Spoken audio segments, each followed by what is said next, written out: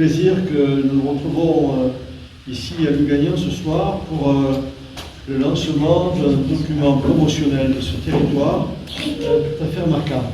On a décidé de réaliser une carte des randonnées sur la vallée de Castelnuovo, à l'instar de cartes qui existent déjà sur la vallée de Batsurguère et sur Saint-Pé-de-Bigorre.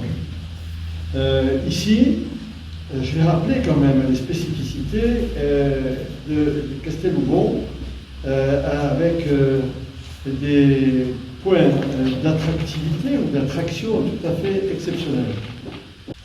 Donc, la vallée de Castelnuovo, c'est 12 villages, 1234 habitants,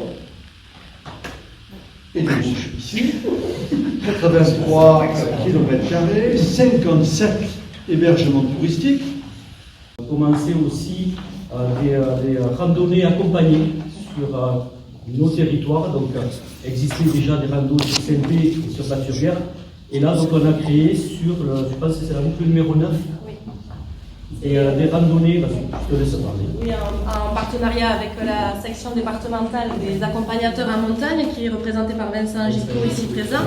Nous signons une convention de partenariat pour proposer cet été 3 sorties accompagnées sur le territoire du sud de Lourdes.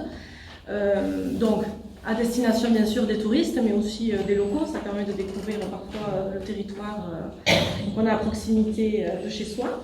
Donc, a été décidé tous les mardis en premier de présenter la vallée de Castelnuovo au départ de Chust à 13h45 jusqu'à 17h30. C'est l'itinéraire numéro 9 qui est détaillé sur la carte et qui sera proposé.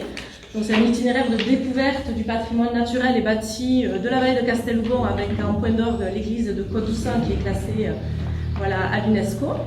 Donc, sur inscription au préalable à l'office de tourisme, des petits groupes, 15 personnes maximum pour plus de convivialité et de sécurité.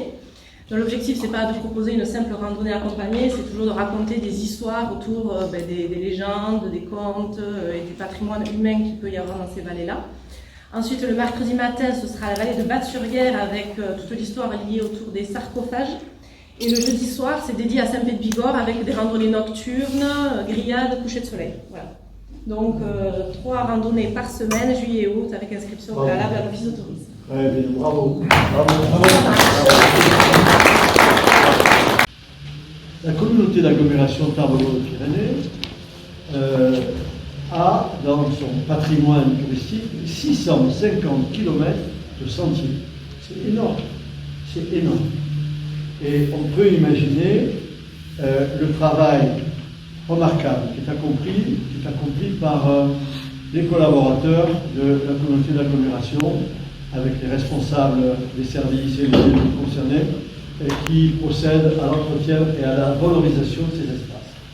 Alors aujourd'hui, nous sommes réunis autour de Jacques Garoc avec le président de la commission, Mme Thierry David, pour vous présenter la nouvelle carte qui vient d'être réalisée par l'agglomération et qui présente 9 chemins de randonnée sur la vallée de Castelnuovo.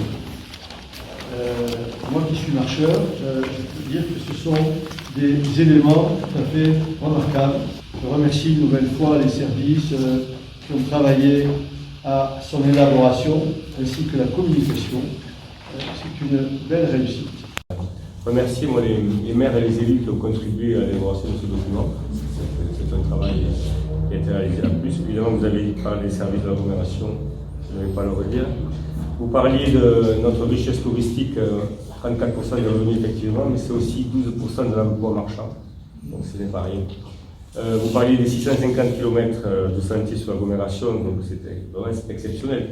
Et c'est l'occasion, vous en parliez, Monsieur le Président, de lancer le chantier sur le futur topo-guide, à l'instar de ce qui a été fait entre Cézanne et le James-Truc, qui est aujourd'hui opérationnel, donc ça va être lancé. Quoi de plus, si ce n'est que,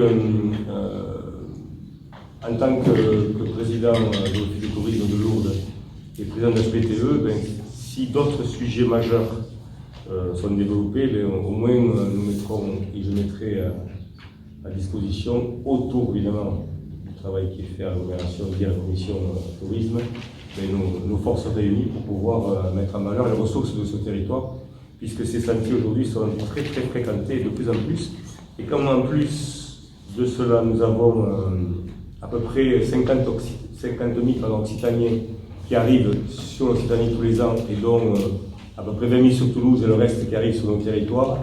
Et c'est l'occasion de développer ces sentiers. Nous sommes tous aujourd'hui lancés dans la préservation de la nature, mais aussi la pratique de la nature. Donc voilà, je n'ai pas d'autre chose à rajouter. En tout cas,